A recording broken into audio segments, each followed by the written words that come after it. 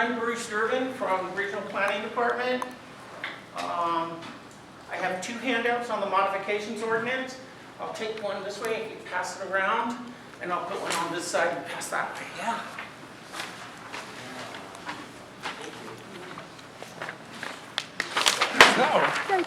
Hope everyone's doing well tonight. I drove all the way from San Diego County to be with you today. I live in another rural town. I grew up in the Indian Reservation of Santa Isabel, and I've lived in Santa Isabel all my life, except for a brief 10 or 20 years that I was getting educated and trying to get my career off the ground. But I wanted to be here because my colleague Allison, my project manager on this, couldn't be, and that's just because of interpreters. They wanted to charge us over $700 for a 15 to 20 minute presentation, and I was like, no. I look at the public purse and I'm like, no, I'm not spending that kind of money. So Allison is on screen, okay? She's reading the captions right now. I'm doing her presentation, so please be easy on me because this isn't directly my project.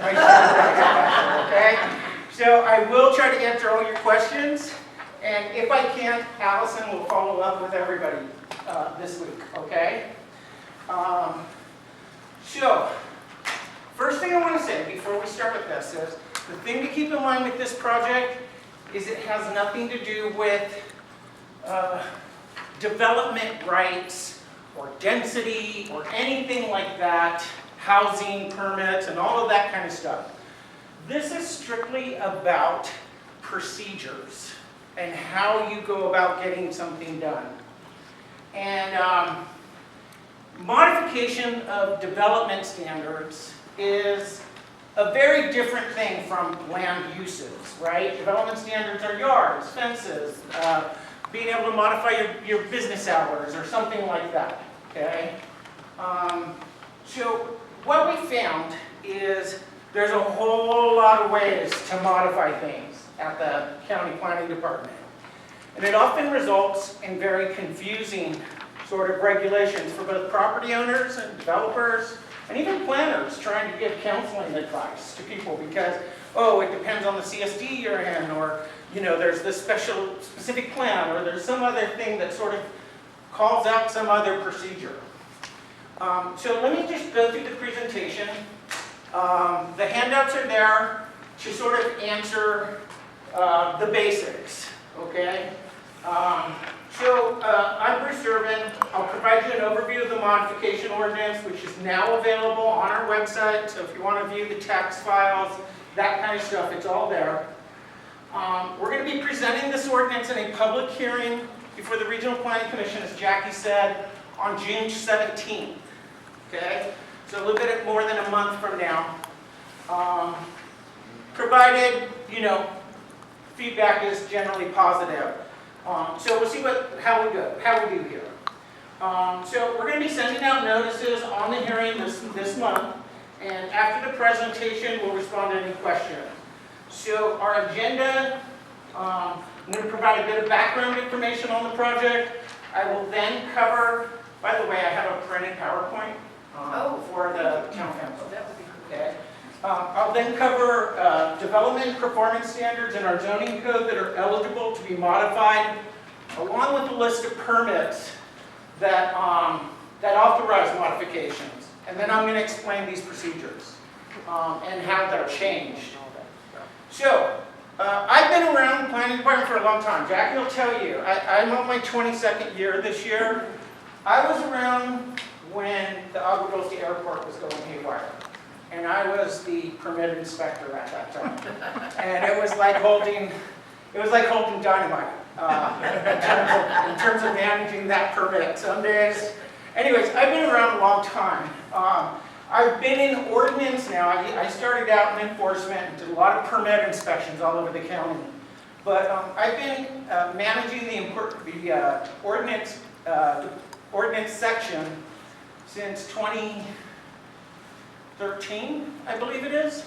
So, and we've done a lot of projects in that time. One of them was the technical update to Title 22.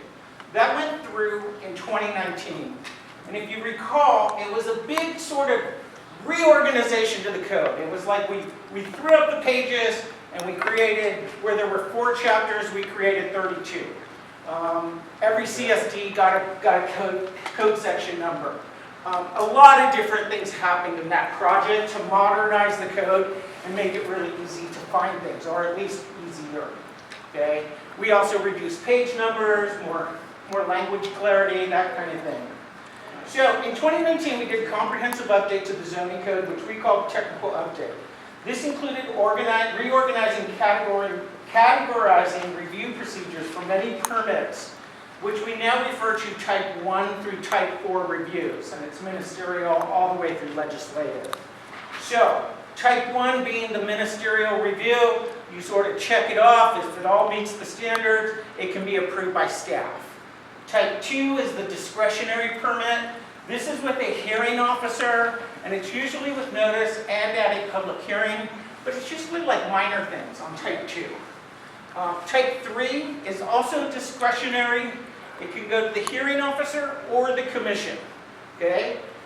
And then finally, type 4, which is what the modification project is, this is a legislative update. We're actually doing a code change here. That's legislative. It has to go not only to the commission, but also the board. So when we did the technical update, and I say 2019, that's when it was approved. We worked on that for close to 7 or 8 years. It was a big project, plus doing other things. But anyways, we knew there was this issue with modifications, but we chose not to touch it then because it really dives into policy, and it went beyond what the technical update was to be. So here we are 6, 7 years later, and we're finally going to address this issue in the modification.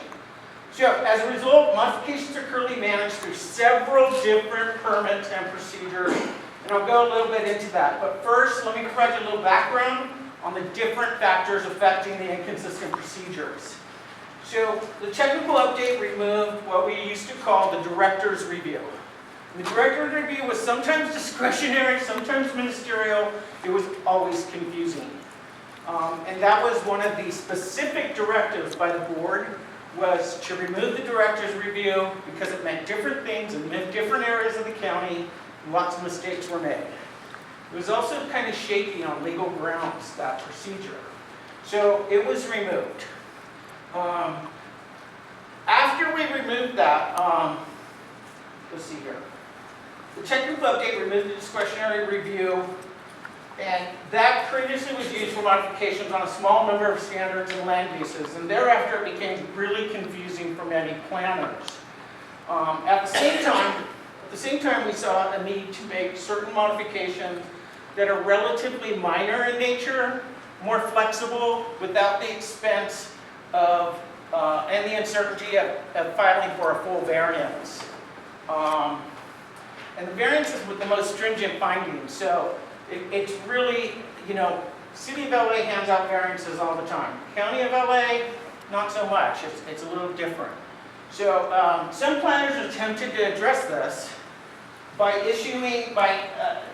allowing either a conditional use permit or minor CUPs to be used to modify development standards. The active CSD is one of these, okay? But listen to that permit. It's a conditional use permit. It's supposed to be for uses. And all along, as CSDs started coming into play, first one being in 1991, I think, and we have 30 some now. But the CUPs started getting used, these permits, for modification procedures. After a while, it kind of became a default option in some of the CSDs. As the CSDs came along, another team would go, oh, well, they did it in this CSD, let's do it here. Before you knew it, CUPs became one of the default options for modifying development standards. And it's not anything to do with the use. It was for something else entirely. So, it's clear now that existing case procedures for requests and modifications are inconsistent, as we require different permits to modify the same or similar development standards. such as yards, and it can depend on a project's location, meaning if it's in Acton, it could require CUP. If it's in, oh, I don't know, Juniper Hills, it might not. Same type, same exact request, and there's different procedures out there because your CUPs or your CSDs kind of came along as they developed. So the problem became more apparent. Let's see here. Oh, additionally, CUPs and minor CUPs were intended to be specific to entitlements for land uses, hence the name, a use permit. They're not really intended for modification of development standards. So this problem was also made more apparent when dealing with non-like-for-like rebuild applications in fire-affected communities. So Altadena, where it was not practical to require property owners to get a variance to rebuild. A variance, again, public hearing, all of these entitlements. And so to modify development standards, we wanted it to be less restrictive in order to rebuild without significant delays.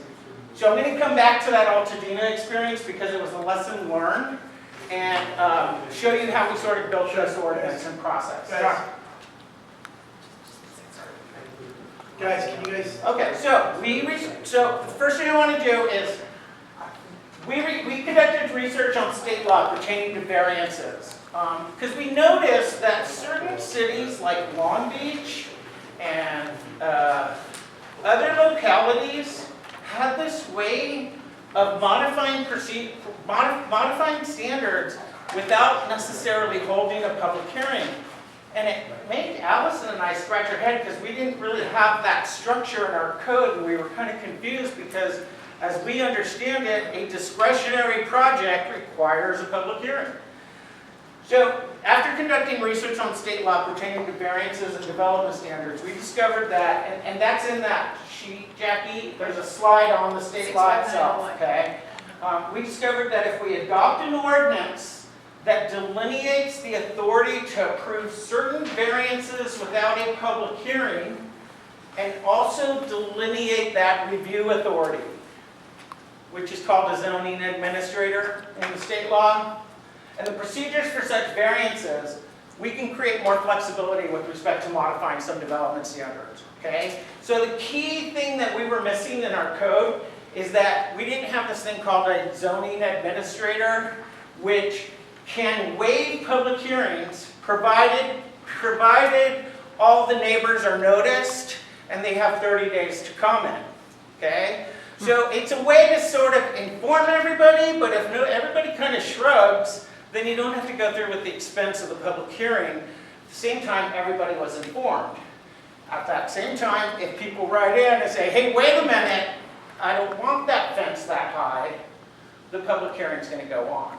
Okay, so when considering development and performance standards that can be modified upon request, the most frequent requests are for yards, parking, fences, but there are all kinds of others, such as lot coverage and sizes, buffers, paving and landscaping, and so on. Performance standards are a little bit different. It usually deals with the operations of a building, or of a business, like hours of operation, or security requirements, or, hey, you can't operate and keep your door propped open, that kind of thing. Those are performance standards. Those things can also be modified. But again, people were doing it through minor CUPs and all that kind of stuff. So currently, these development performance standards may be modified through one of several different procedures. I wish I could show you the slide on our PowerPoint. It's on our webpage, okay?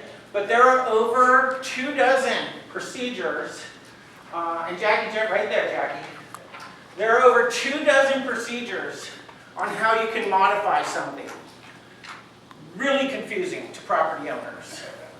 When you just want to go in and get something done with your fence, or you have something with landscaping that you can't quite make that. So, currently these development standards can be provided by many number of permits, including yard mods, CSD modifications, parking permits, minor parking deviations, variances, and yes, the CUPs and the minor CUPs. We also modify standards. We also modify standards that are issued as conditions of approval on a CUP or a minor CUP. And in some cases, through a ministerial process such as revised Exhibit A. That's when someone with a CUP wants a new site plan or a new shelving schematic or something like that.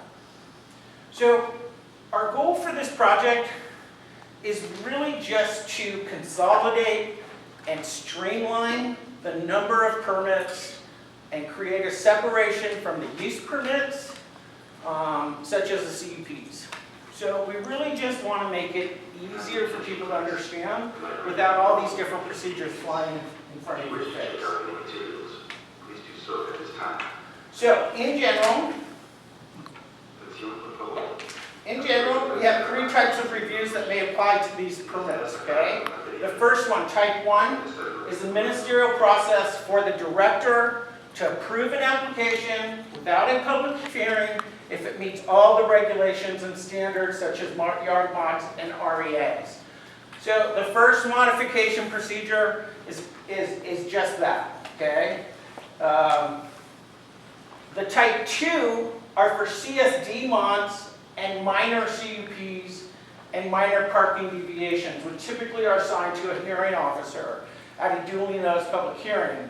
And type 3 are for CUPs, parking permits, and so forth. That goes to the public hearing as well and the commission. This is our current processes for modification procedures. It depends on the type of permit, and then it goes through. 9, 8, 9. Make sure, yeah, there we are. So I want to go back to the Eaton fire and the Altadena experience. Devastation like nobody was expecting. And upon that disaster happening, there's something called the Eaton Fire Disaster Recovery Urgency Ordinance. Okay? And the planning department needed something to help these property owners rebuild immediately. Not be told, oh, you're going to have to get a variance because that oak tree isn't dead, and now you're going to be building and it's drip and it's so-called drip line. Or, you know, whatever the reason, a lot of property owners would have been told that they need to get a variance, and we needed a way to say, heck no. Okay, so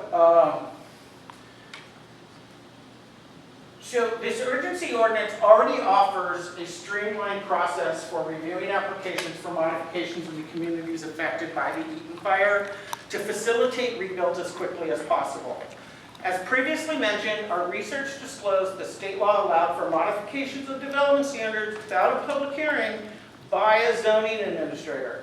To quickly address non-conforming or allow more flexible standards for non-like-for-like rebuilds, we temporarily codified the role of the zoning administrator and established a new discretionary procedure that skips public hearings as long as neighbors are duly notified with opportunity to comment on these modification applications during a 30-day period.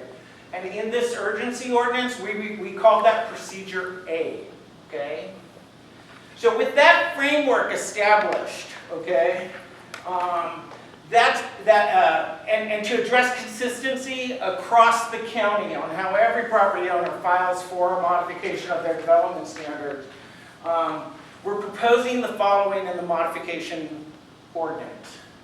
So we're going to consolidate those 26 different procedures into 3 modification types. The first 2 will be new.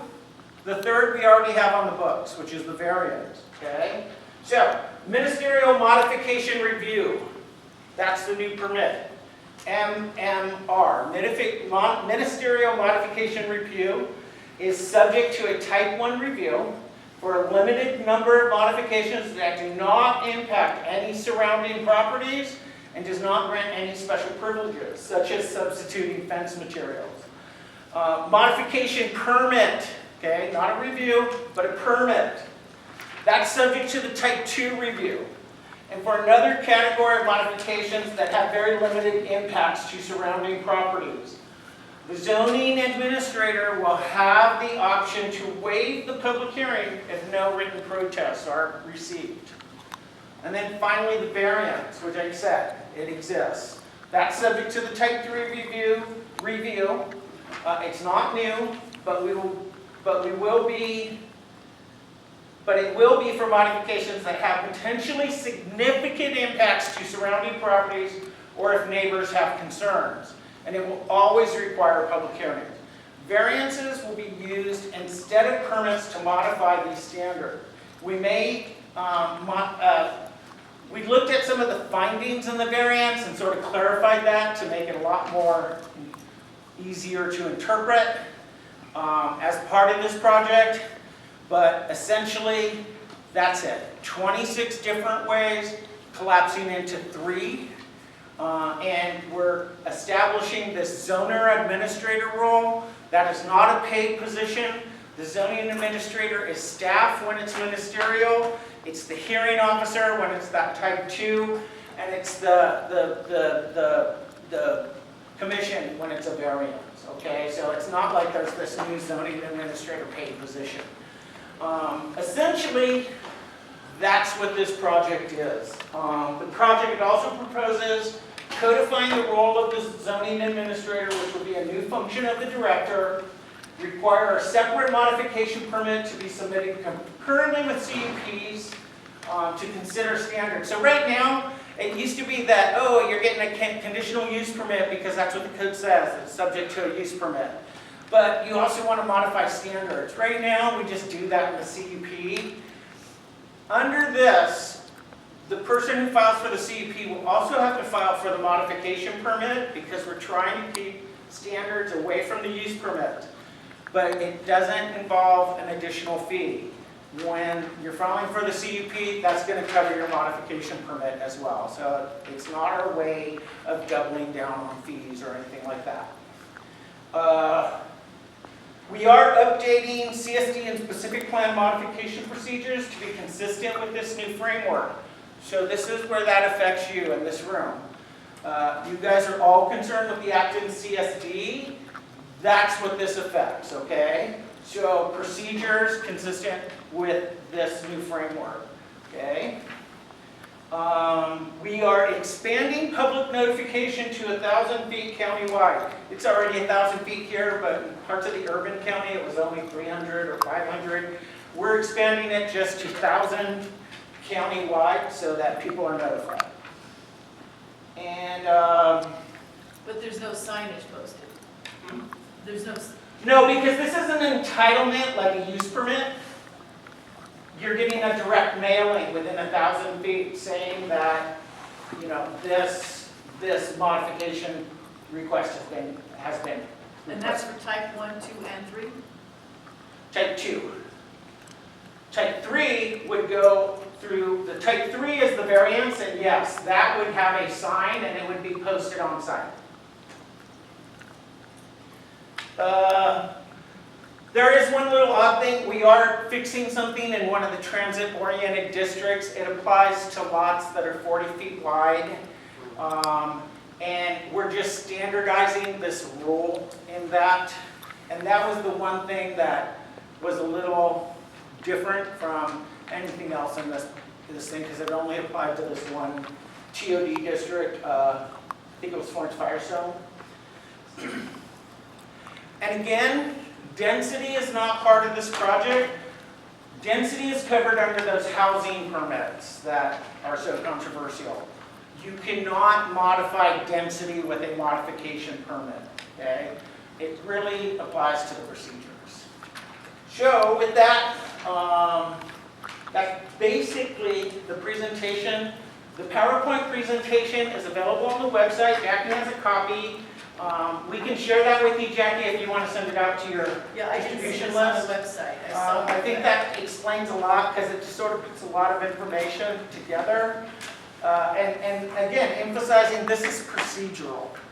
Throughout the life of the project. If you look at what was done on the Darden project, the CEC, all the benefits and everything ended within a couple of years. And they were paltry. They were just a joke.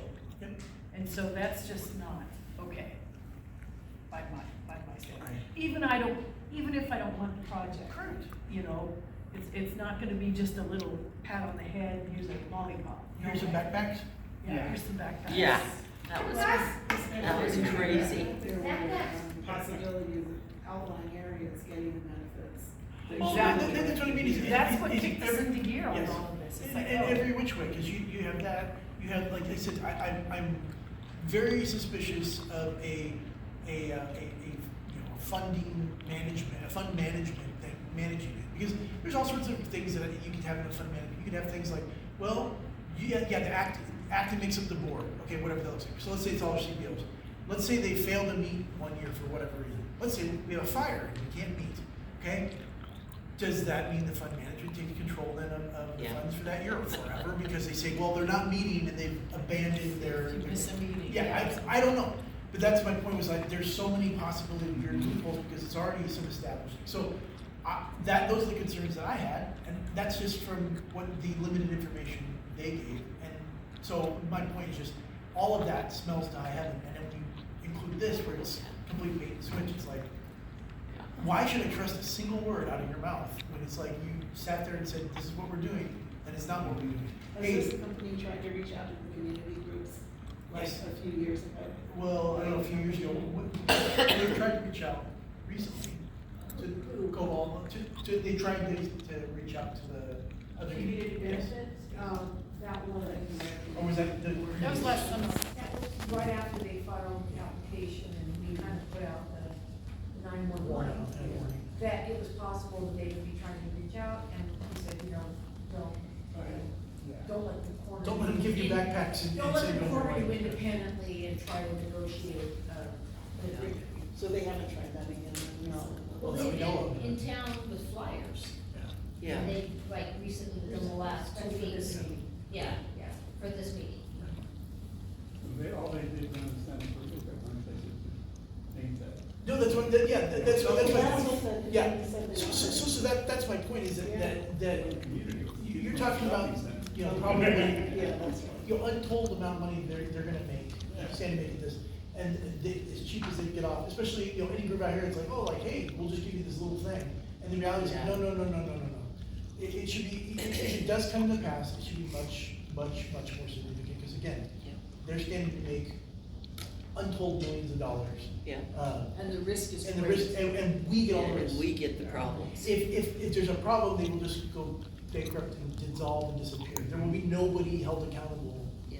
So the electricians give their bid to build the thing really low, but they're gonna get the money from the. Well, that's the union. Yeah, the union thing. Yeah. Once And this you is go to not the a knock meeting. on unions, that's Yeah, no. the message here. No, but it's about, to me, it's about having scruples. It's like you clearly are not in this community. We don't have a union facility here. If you go for that aquatic center. Yeah. Well, but that's my point, is even that I think is selling it short with how much money they're showing, which is like, we could have, a water park. Yeah. There you go. That's probably another It's reason. only for our community, not Yeah, freeway yeah. center. Yes. That's probably one of the reasons they were trying to keep it out of local hands and put it in the Oh, of foundation. course. They can hide the money Sure. and say, oh, this is all the funds we have. Yeah. Hey, yeah, I don't put on too much tinfoil hat other than to say, I just, this tells me everything I need to know about the type of people that we're working with. Is this a Again, requirement of any of these best places, like the 7 best places, 7 of them gonna come in here with the same thing? If they go through Only if CEC they go process. through Okay. CEC. No, so the draft, the report, this technical study for the renewable energy ordinance has a provision in there that says if you do a BESS, you have to provide community benefits. Is it a So requirement or is it encouraged? that was something that they put into the technical study. We'll see Yeah. if they put it in to the ordinance, so it might be. It's gonna be encouraged, but it. Okay. Oh, then, yeah, we'll see. Yeah. I mean, they could make it a requirement, there's no Yeah. reason why they couldn't, This so. one, we're not getting any benefit from the unit The itself. power. No. Exactly. They sure aren't. Okay, so I'll make a motion, I move that we contact the CEC and let them know of our experience of putting the community benefit plan meeting together. Okay, we have a second? Second. Okay. Now, is that gonna be after you give them a week to change their Yeah. focus? Well, yes, but, On the 10th. yeah. Or 10th or 11th. Yeah, whatever they do. Yeah, so, Yeah, okay. I'll give them time, I'll give them a week. Yeah, can I get my update? Oh, wait, let me finish this. So we have the second, and then any other discussion? All in favor? Aye. Opposed? All right, motion carries. Okay. That's it by dawn. Oh. Now I can make fun of you. Thank you. Okay, I just want to tell everybody that the Prairie Song project is a $1.9 billion project. Oh my gosh. Billion. That's just the construction cost. 1.9. We're not even the revenue Billion side, dollars. way more than that. And once they get that thing built and they get it up and running, you know, we're told that green energy is gonna, you know, give us cheap, green, clean energy, it's gonna lower our bills. Has anybody seen their bills go down since all the windmills or the solar farms have been built? No. So what they do, how they make their money is they conduct what's called arbitrage. So they buy the power during the day when the windmills and the solar panels are cranking out production, generating.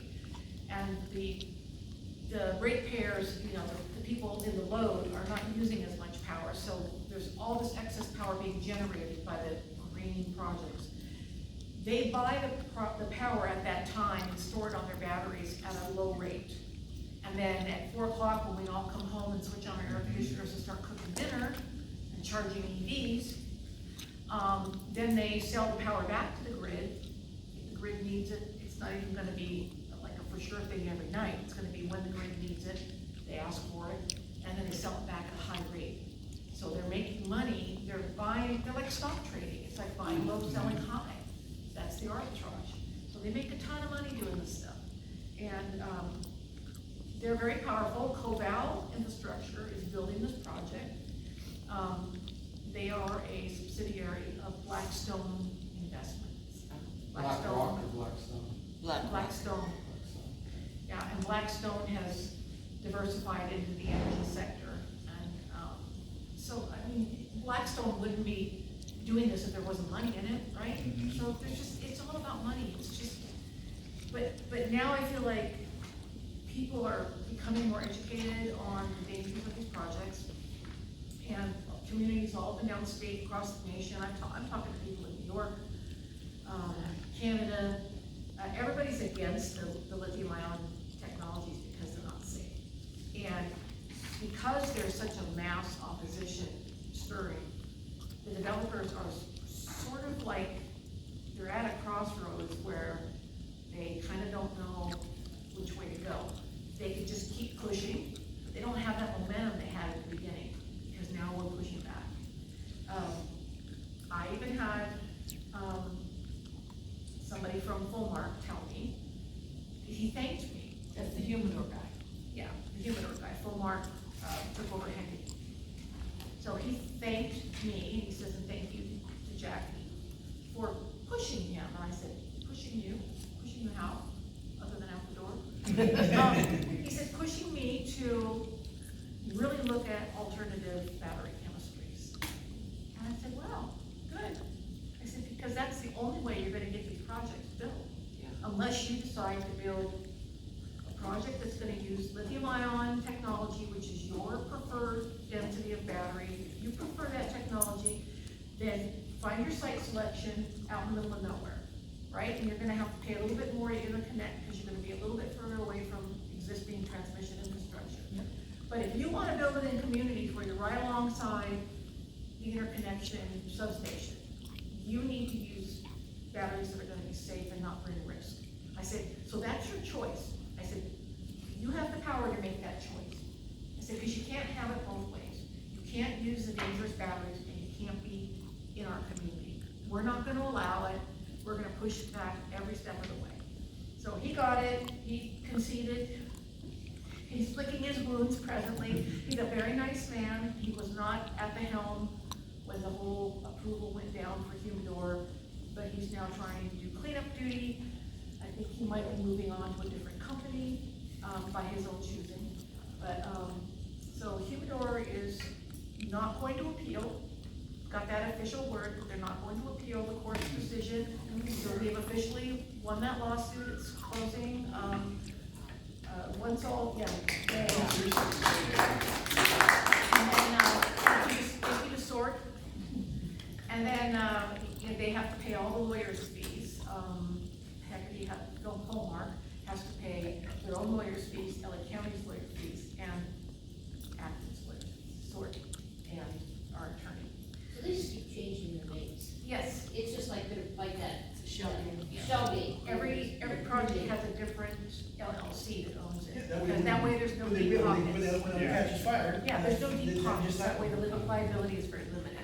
So, anyway, when the money comes back, from the payment from Walmart, like a refund for lawyer services and stuff, we will be reaching out to those who have donated and ask you if you would like your donation refunded, or if you'd like to let it ride. Because it's very possible, Oh, we could be looking at red. another lawsuit down the road, because this is, that was the first, Humidor was the first, but it's certainly not the last. We know Prairie Song is lined up. There are 5 more in the Cal ISO queue in cluster 15 that have desires to connect to Vincent. We don't know if they're gonna be right here in Acton, or they're just gonna interconnect from more distance. But, there could be more lawsuits in the future, so anybody who has donated will be asked, if they have a choice, if they would like a refund, because we promised that, or if they'd like to just let it ride and let it be in a community fund to go toward the next litigation. So that's on Humidor. We had an article come out from Bloomberg News. Mr. Todd Woody came down from San Francisco in November and interviewed Jackie and I, and Jackie gave him the grand tour de Cuba. And we went all over the east part of Acton. We showed him where the projects were all gonna be. He was very nice, very thorough, and he took his time writing a very long article. It doesn't just feature Acton, but it prominently features Acton. And then it goes on to talk about other projects that are being built in other areas, what's happened to those projects. He was kind of waiting to see what was happening with the Humidor. I think he waited to release the article based on the Humidor not appealing. That way he knew that he had left into that lawsuit. So anyway, that article came out, and it's been disseminated to a lot of other digital media, up in San Francisco, Orange County. I've got people out of state that told me they saw it on the news. Unfortunately, they featured a picture of me, and I'm like, okay, great article, really bad picture. I begged him, I said, if we're gonna put this out to the world, please take my picture off of it. And he did take the picture off. So anyway, so that was awesome and brought a lot of attention to little old Acton. Who knew 2 little gray-haired old ladies could be such an opposition, right? I mean, That's what came in the butt. I know, I love it. And I'm so proud of our residents for hanging in there with us. It's been, what, 3 years? Yep, And you guys have hung in there with us, so we really every step of the way, yep. Okay, but without you guys, Yeah. none of us would have known about this. It would have just already been in there. You know, Yeah. so it's Yeah, be up by a now. huge credit to all of you. She understood. Well, and Yeah. because you speak a whole different language, and you're amazing. I've listened to you talk before, and it's like, I hear your words, but I have no idea what, because you're like. Is that really well, true? I really don't I think keep so. waiting for subtitles. Well, the KD 127 puts into the AB 629, and it's like, I know the words, but I have no idea what you're What saying. the meaning is, right? Yeah, and it's, but I mean, you're amazing, all of you are amazing, and it's just, this would not have happened if it wasn't for you guys stopping it, and then all your research that you did. Yep. Yes, And for all the sure. craziness that you guys had to do, all of the hours and the time and the, like, you guys are all amazing, absolutely. And we're not done. It reminds me of Santa Clarita, when they went to put that little one in there, Oh, and they yeah. went to the city council, and just BS'd them, and they approved Oh, they did it. that during COVID. Yeah, and they had the meeting, then we went to the meeting, and the people were only now finding out exactly What it what it really is. is, and they couldn't believe it.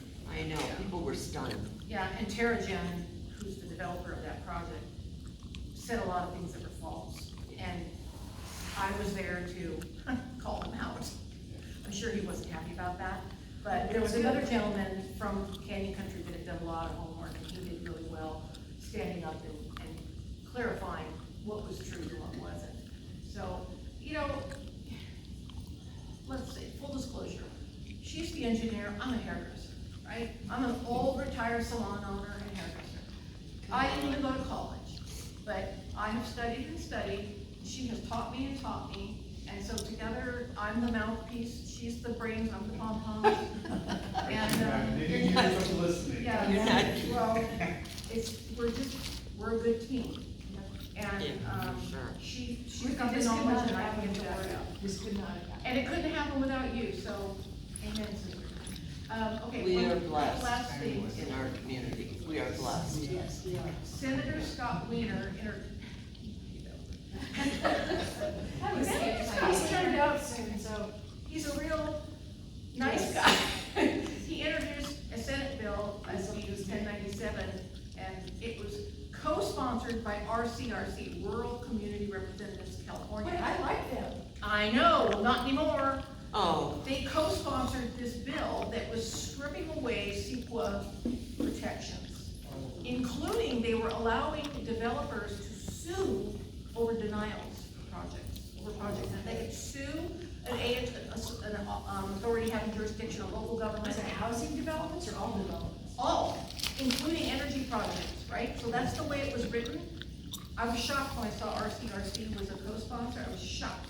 Anyway, there was like more than 55 groups that were opposing, and big groups that were opposing this, and it would have been 56, 57.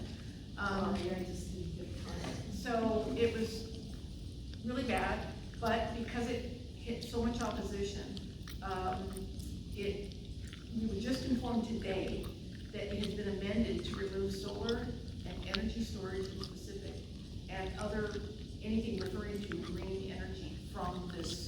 Wow. Stripping of the CEQA. Wow. And so it was, their idea was to streamline and, make it harder to bring a lawsuit under CEQA. There was a lot, but some of I them, need to look at it. I've just been so I slammed know. with the other thing, and then this. but it looks like it's been decapitated, or at least heavily, in town. But they still, like, the gas station developer could still sue, right? Like, we have a gas station, which is still pending. Yep, the truck stop thing.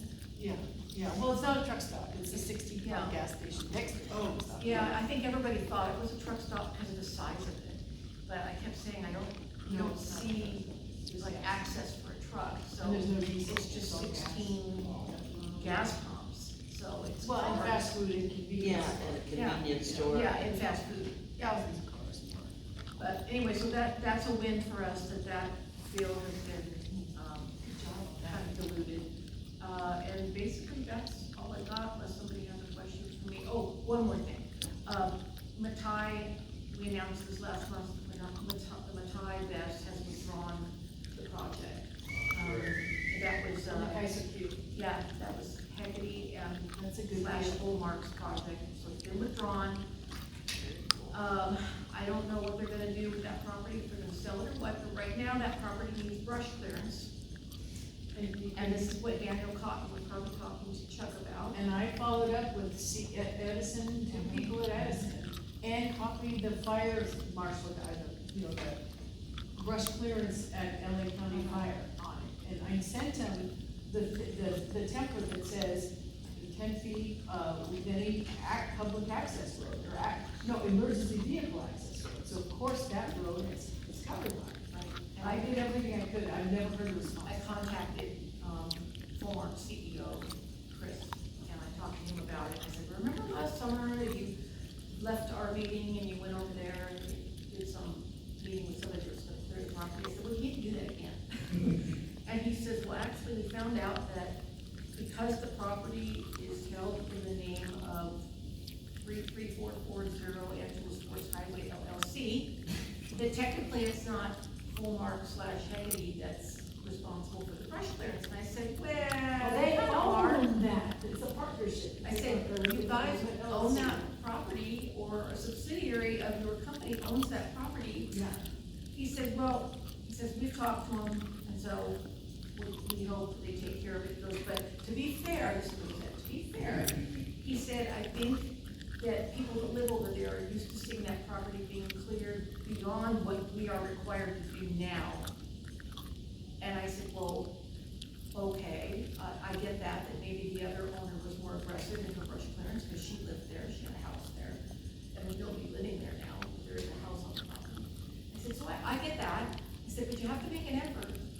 been no effort made, and Daniel said that the brush is waist high.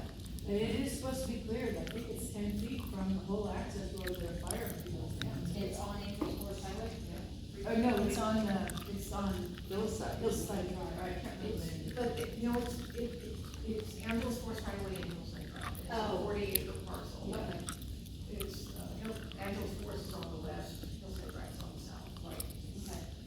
So, But, it's where the helipad is, Mhm. Edison, that's why it's Edison's responsibility too.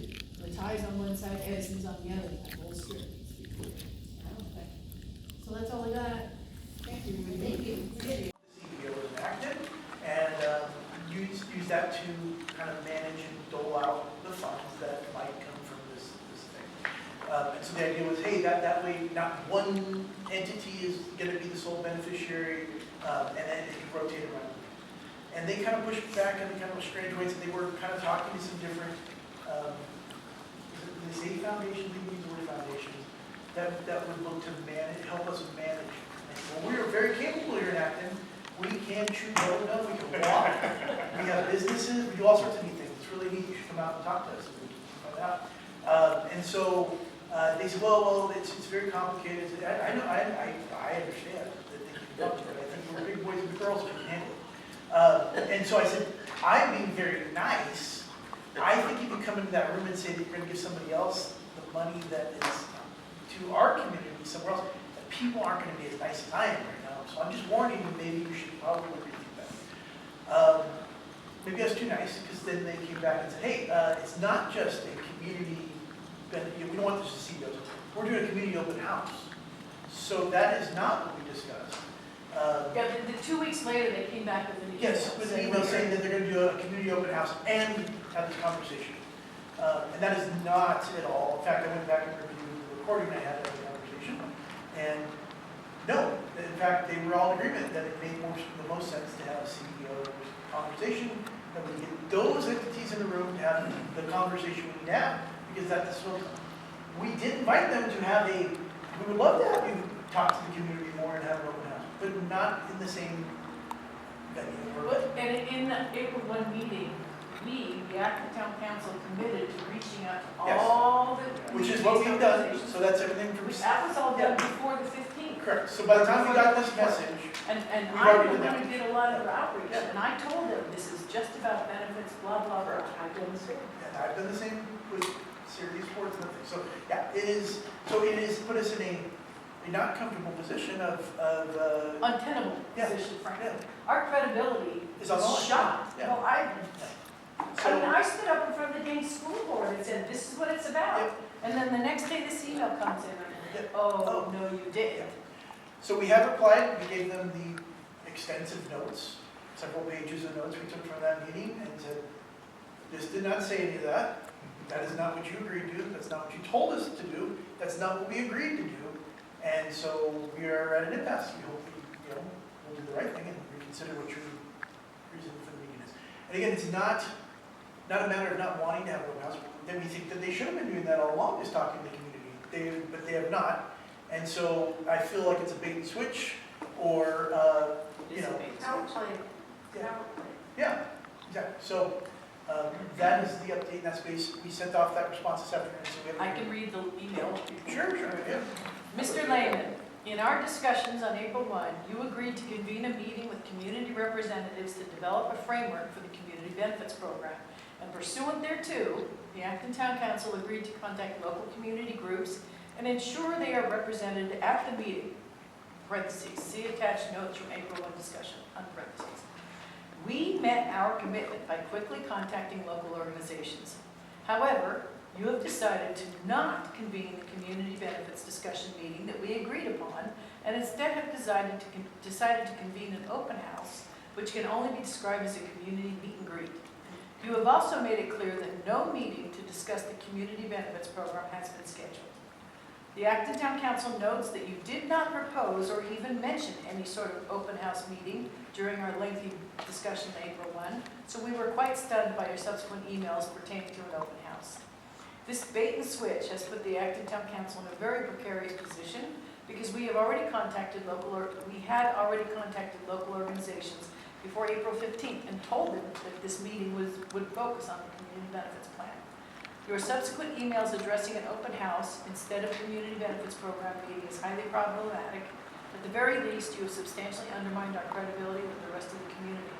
Given the situation, the Acton Town Council has no choice but to notify all the local organizations and inform them about what you have done.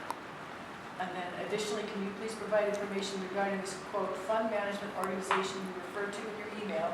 Describe how it will decide when, where, and to who monies are allocated. Sincerely, Jeremiah. I wrote this, sent it to Jeremiah, he approved it, so I sent it out. So now, I don't know if we want to ask people what they think we should do, or what, Yeah, I mean, I think that's, I don't. I would like somebody from the press to go video this whole meeting. yeah, And I don't know anyone who I would recommend to attend. no, I not, don't. well, even the flyer they sent seemed like it was just gonna be a road show, but, Yeah. like, Acting on the fly rush.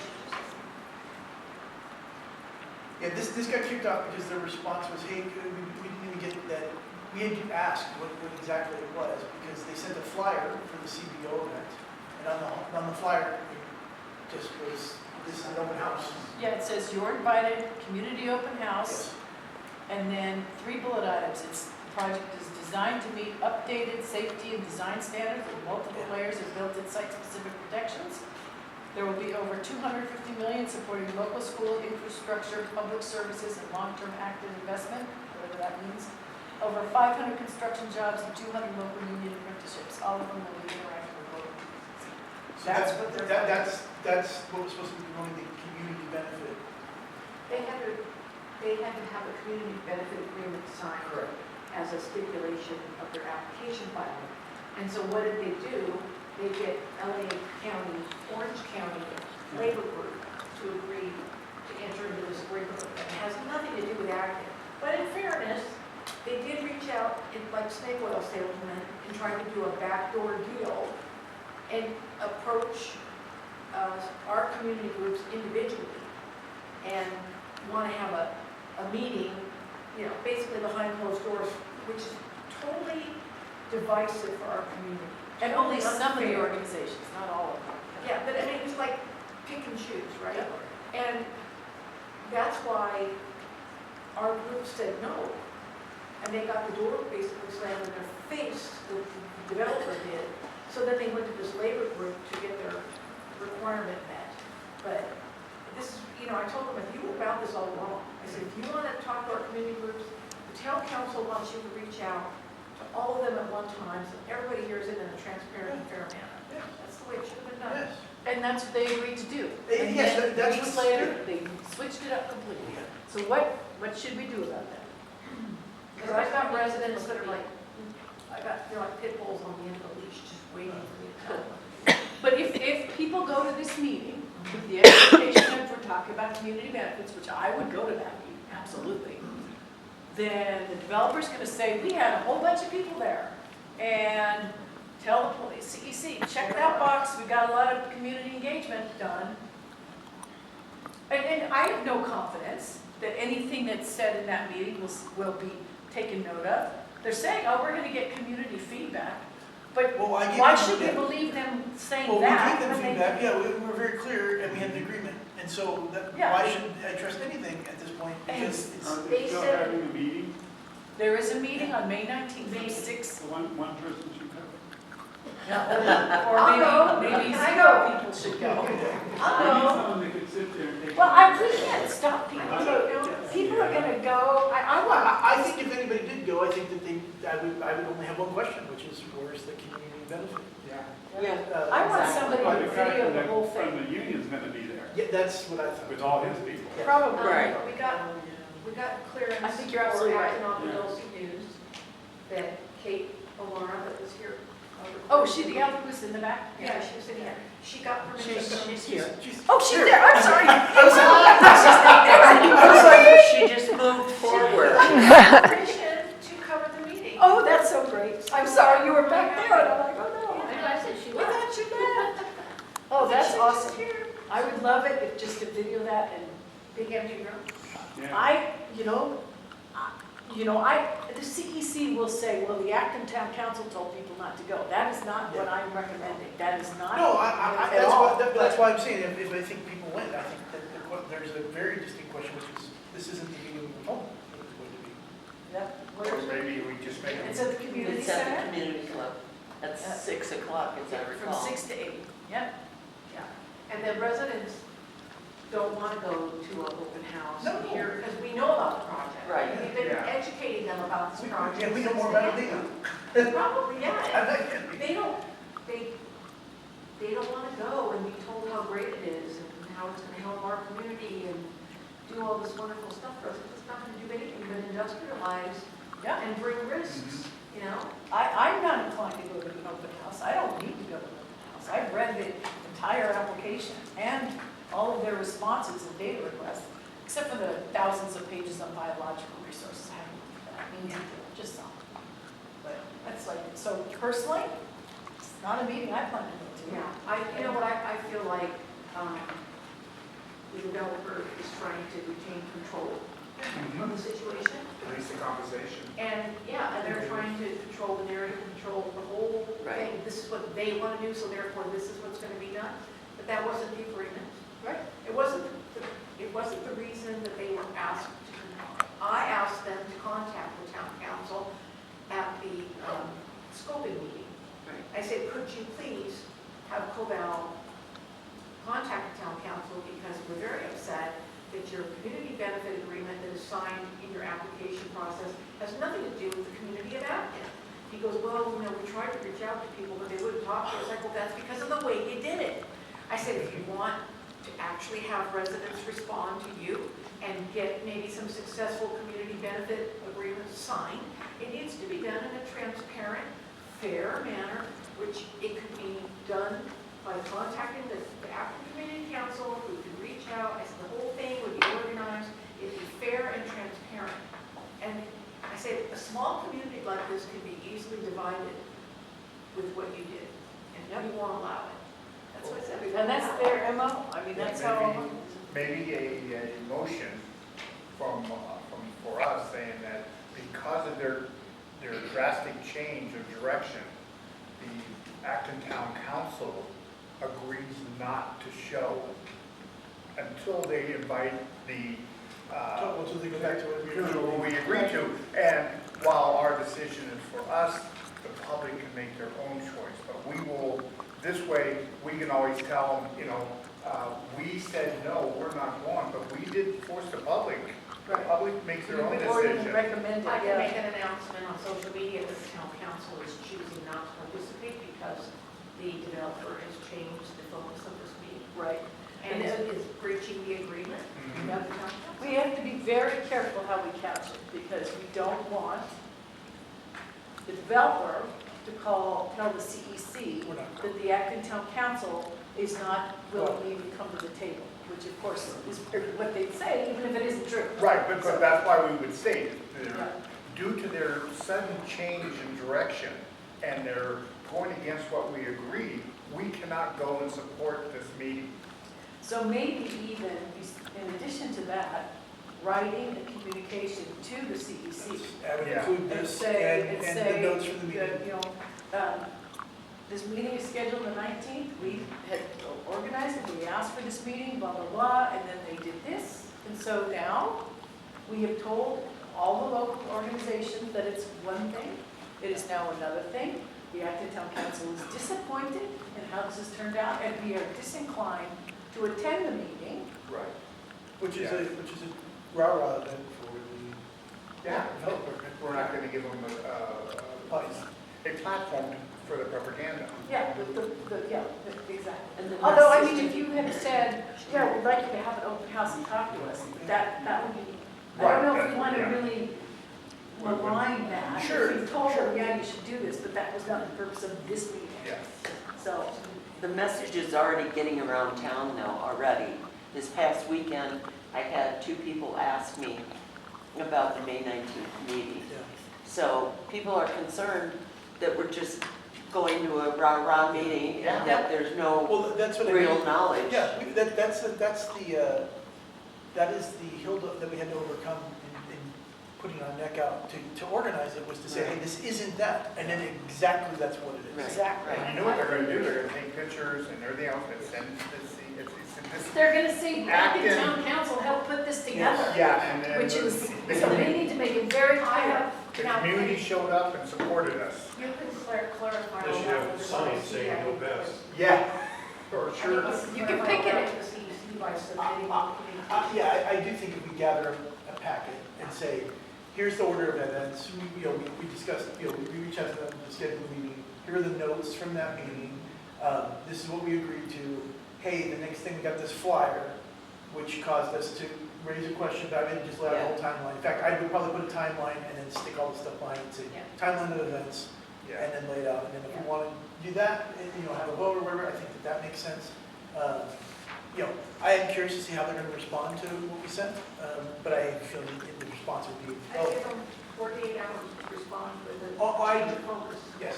Well, and I think too, I expect that they will not change what they're doing, because they did, even when we had the conversation, the things that I warned them, they doubled down on, and their response back was like, yeah, this is, okay, well, not only are you doing that, you're also completely tossing out what we agreed to. Well, I've been kind of corresponding with the community through Facebook and Nextdoor and all these groups.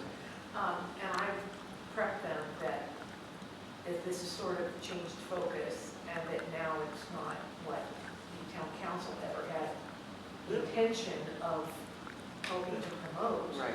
And that this in no way indicates that we have any support for this project. Even if we go to this meeting, it's not about supporting the project, it's about hearing about the community benefits opportunity. Yeah, I mean, And not just the opportunities, but together we were gonna decide how to structure the whole program.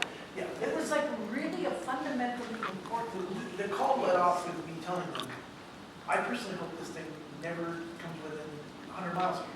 Right. However, we have to deal with the reality that if it does, then our community needs to benefit to the most to the extent that it possibly can, and then we steward it well. And and they kept saying stuff like, well, we thought maybe the town council. I said, no. This needs to be managed. Modifications to standards, but some of the provisions in our CSD, you might consider them to be standards, but they're not. They're if you look at the definitions of signs, there's a million kinds of signs. There's a pole sign, there's monument signs, and they're all different uses, right? So, we would not want the developer to come in and get a type 1 or type 2 approval for a 75-foot high freeway-oriented sign for their 16-pump gas station that they're trying to build. And I don't think we would want that either. So how do we, this ordinance is 151 pages long. Yeah. Do you have any idea how hard it is to go through that as a member of the public? And so I think what you're referring to is right now a CUP is required for a sign modification, right? Or to change the CSD and not comply with the 7-foot monument sign. Right. That's how I read the CSD. So under this, it is gonna require a variance, which I don't wanna say is harder, okay? But the findings are very specific in a variance. But let's talk about those findings, okay? Okay. You've changed the findings right on page 78 of the ordinance. It says. Yeah, 77, 78. Yes, okay. So Allison let's- pointed this out to me and prepared me This- for tonight. This gave me heart failure, all right? The findings that you have to make says, such adjustments will not be materially detrimental to the public health, safety, or general welfare, which is what it already says. And you've crossed out, or to the use, enjoyment, or valuation of property of other persons located in the vicinity. So why would you, obviously a sign is one thing, but why would you eliminate, because that's been in the code for almost 100 years, making a finding regarding whether something a modification that you're going to permit is not detrimental to the use, enjoyment, and valuation of property. That you're eliminating, it's already too easy, in my opinion, to get a CUP to let you, or it used to be variance, get a sign or other things. It's too easy. The threshold is too low, in my opinion.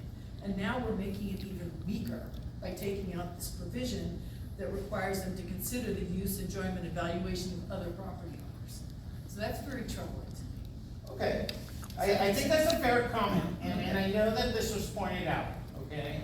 So, Not me, this is the first time I mentioned it. No, I'm gonna take this back. I think our intent was, again, if you look at how the county grants variances and how the city grants variances, the city hands them out like candy, okay? City of LA, that is.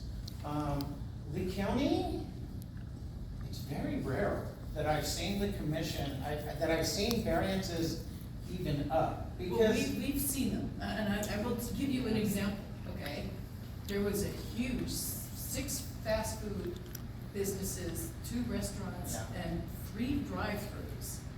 And planning rubber stamped it. Then the developer came in and said, I want a variance from the standard, I want to put up this 85-foot pole sign. And told the commission, now council's approved this, they just haven't gotten around to writing a letter. The planning commission approved it. That was my rude introduction to how low the standard is to get a variance approved. And we've had another example, we have a coffee shop here, we love it, Perkin' Up, and right across the street, Starbucks has tried a number of ways to get into this one, which is now Grizzly Bear Burgers. They have not been able to do it because they don't have enough parking for the size of the project they want. I notice, it's unclear to me, we have made it, the Acton Town Council has made it very clear to the Department of Regional Planning that we will oppose any parking variance and any parking, there's 2 different kinds of ways to get that changed, I can't remember what they all are. But now, if this can be done as a type 1 or type 2, we won't even know about it, because there's no sign. So we won't know to write in and say, hey, we're not too happy about this. Nobody's gonna know. So it's very troubling, some of The this. only thing I would respond to that is, if it was an entitlement that required a sign, like a public hearing required, right? So, let me give you an example. I believe that if, and let me double check on this, and Allison and I will get the answer back, but the modification permit, the type 2, okay, the one that all, within 1,000 feet, everyone's noticed, and the hearing can be waived if no comments are received within 30 days, okay? But if comments are received, okay, people are noticed, then the public hearing is not waived, Right. and the sign then Right. becomes required, okay? But- Now, let me double check on that, Candy, because I don't want to stand in this room and give false information, but I will confirm that, and Allison and I will confirm that. But I believe that when you have a public hearing, there's a different procedure, and then all of a sudden you have to stake that sign, people are noticed, But we're okay? very concerned that we won't know about it. No, to no, write. that one, but people need to protest on the noticing. Now, you guys, as the town council, you will be noticed on everything, because it's the courtesy list. No, I'm sorry, we don't, we used to get notices, but we don't anymore. I don't know why. What was the most recent one, was just last month, I'm like, oh my God, this is already going to hearing, we don't get notices anymore. Okay, well, And you mean for a public hearing? For anything, exactly. Like, we didn't get the notice at the public hearings, I guess you said the notices are coming out now. Yeah, no, it's coming out. So look for that, let's test it with modification, because as far as I know, the Acton Town Council is on what we call the countywide courtesy list, and the countywide courtesy list, kind of like the starting, Well, but see, the way the code is written now, we can write to regional planning saying, posing our concerns about parking variance, what do they go? So parking variance and a parking permit, those are 2 different processes you can go through, as you just pointed. You can go on record right now as a community saying, for this property and this kind of development, we want to be notified about a parking permit, and we're telling you we oppose it. So that way we have to get notice. But I don't see, again, this ordinance is 150 pages long and it's complicated. I don't see anything like that where we can say right now, okay, we want to know about, we can identify these properties and say, you're going to get a modification or parking change. We can get it in the record now and not have to worry about it 2 2 years from now. That's a thousand feet. You know what I'm saying? Okay. Okay, so then another really important issue that I think is very concerning to me is you put section B of section 65901 in this handout, which I appreciate, you know, right? That's state law, it's part B of it, right? But part A is also very important, okay? So I've written this out so I don't have to think on the fly. Part A, okay, this is all under, this section is under the government code, which is basically what's called the California Planning and Zoning, right? I'm just, so everybody knows. Under the state planning and zoning law, the only entities, this is under part A, okay, which is, part B. Yeah. The only entities that are imbued with the power to make decisions on applications provided by the zoning code are the zoning administrator or the board of zoning adjustment. Now, for the last many years, we have always been told by regional planning that the planning director serves as the zoning administrator. It doesn't have that title because state law only gives the right to approve anything under the zoning code to the zoning administrator. So while you haven't used that term over the last 100 years, or actually since 1969, that's when the state code, as I understand the state law wrote for this, you had one for all intents and purposes as the planning director, and that's what's been represented to us for many, many years. The reason that's important is because you are now creating the role of the zoning administrator, which is great, that's fine. But it sounds like, according to this FAQ, the director is still going to have some review and approval authority. Well, you can't do that. The state law doesn't recognize two different people having two different roles in approving applications set forth in the modification. So I am very concerned that the planning director still has something of a role, not only in doing ministerial approval, but modifying ministerial approvals. That's troubling to me because all authority to planning department comes from 65901A as well as B, which you cited, and that only recognizes the zoning administrator. So it's troubling to me that, okay, so it appears that the planning director will still have power to make decisions on ministerial applications as well as decisions on modifications to the ministerial applications. State law does not recognize two different entities as having different responsibilities for application decisions under the zoning code. And it certainly does not permit the county to give some application decision responsibilities to the director and the rest to the zoning administrator.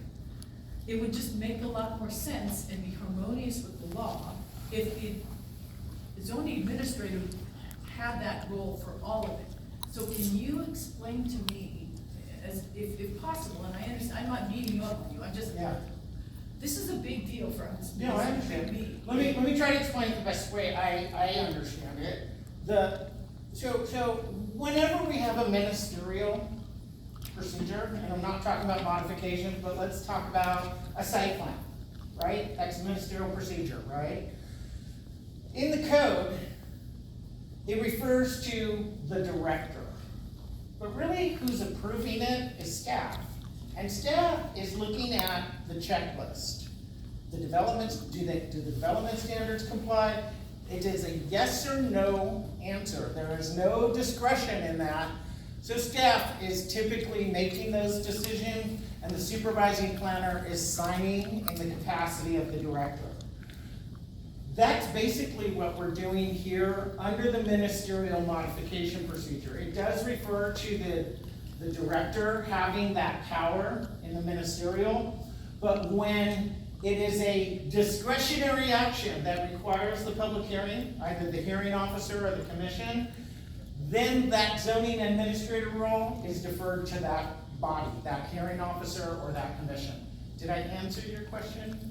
I know you're still concerned of that dual role. I'm not concerned about it, I'm saying it's not allowed. Okay. Under state law. State law recognizes one entity, and forever and ever, regional planning has, I'm sorry, the director of regional planning has been playing the role of the zoning administrator. Now, that's been, I've got legal court documents that say that that's what the planning director is acting as a zoning administrator.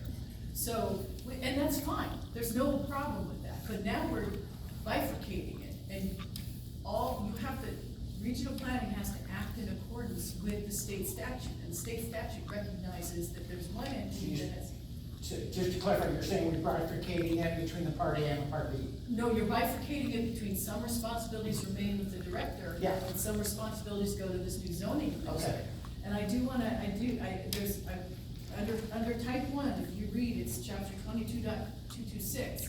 It says type 1 review is a ministerial process. It requires the director to verify, and then it says the director is the review authority. So it's the directors all over the place. Now, there's a little line that says they can, if they choose to, delegate that authority to staff. But the code is very clear, it is the director. And that's because, under state law, only one entity can do it, to do these things. So what's troubling to me is that we are now splitting up the state law that pertains to review of applications under the zoning code, whether it's ministerial, discretionary, CUP, variance, modification, whatever. It's all captured in 65901, and it all falls under the jurisdiction and authority of the zoning administrator, which up until, and even to today, is the planning director. Right. But now we're splitting this. Or this, later this fall? Yeah, whenever it happens, but now, So- what I'm saying is, I don't think under state law, you could have if you have a zoning administrator, I don't think you can have another entity making decisions on applications submitted to the code. Okay, so, all I'm gonna say is, I don't usually get this far I know, I'm with, sorry. with a draft ordinance release without county council signing off on what we've done.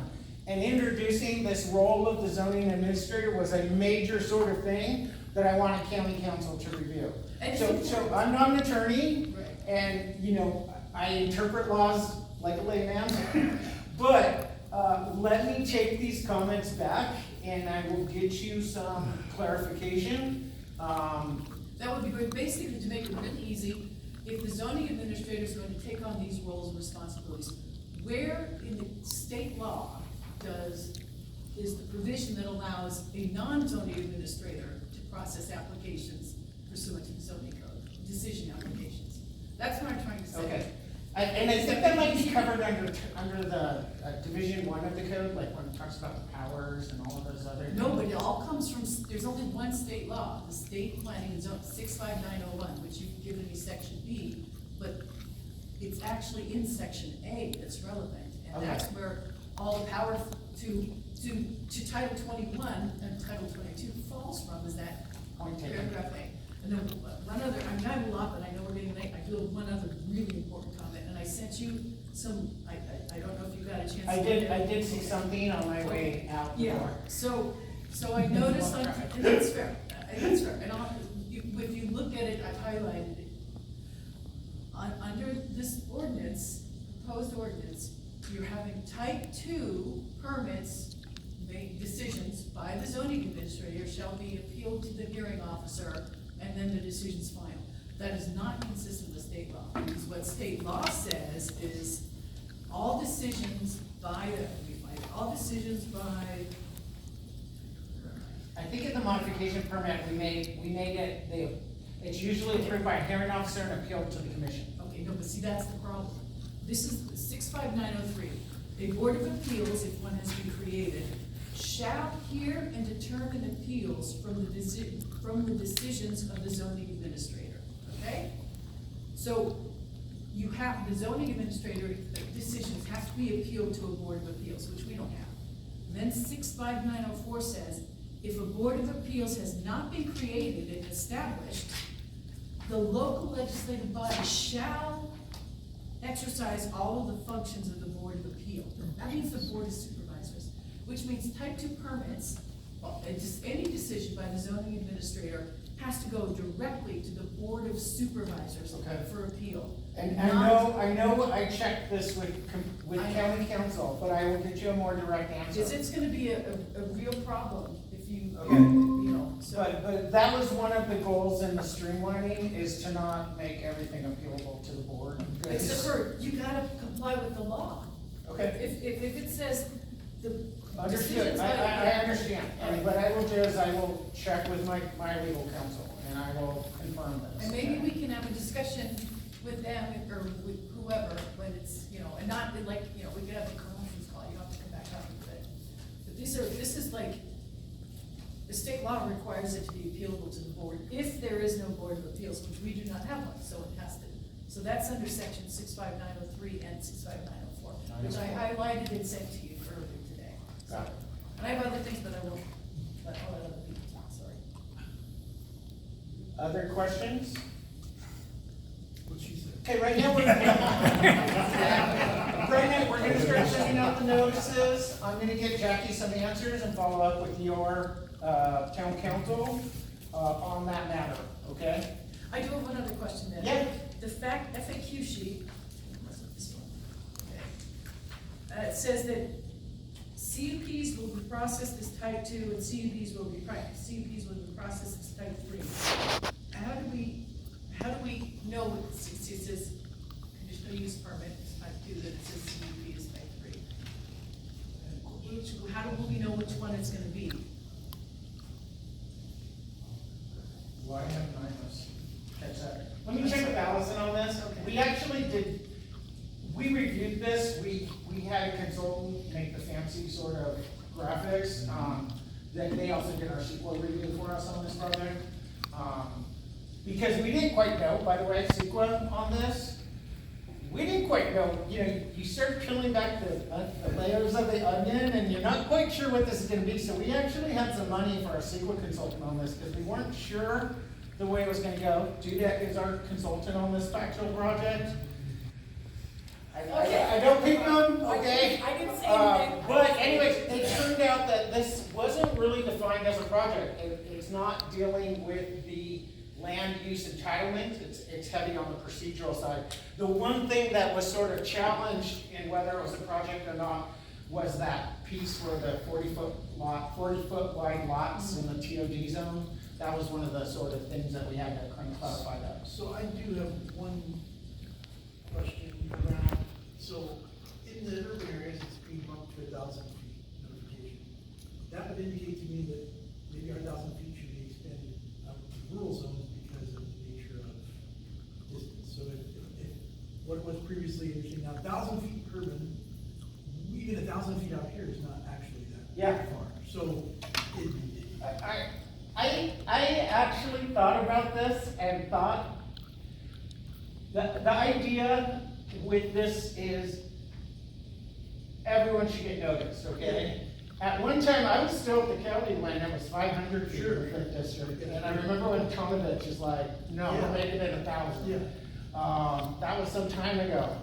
And it's been all over the place Sure, since sure. then. It's Some just- places 300 feet. Yeah, sure, I'm just saying, like, if you're saying Yeah. 1,000 urban, it seems like only logically to say, well, Yeah.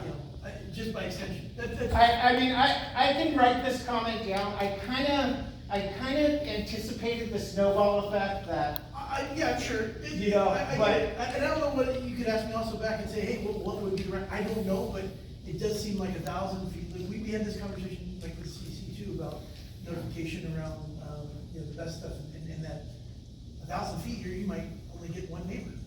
We get Middleton That's- Ranch, that's- they don't have to do any notification for any film if the closest house is more than 1,000 feet. yeah, 5 and 10 acre parcels. Yeah. Even though the film permits could be along the whole highway, Yeah. would affect all So those. that, I know it's an odd thing, but at the same time, if good for the goose, good for the gander, I respect that the being 1,000 feet in urban areas, if that makes sense. Here, whether it's 5 or 10x, I don't know, but it should be pretty significant though. And what concerns also, to your point, is right now, the stuff that would go through type 2, 3, or 4, all of them require notice with a posted signboard. So A we lot lose of- that. Yeah, a lot of stuff there's gonna be no posted signboard, we're not gonna know about it. And And so it's gonna be I'll go slipped through. Well, I'll go another layer.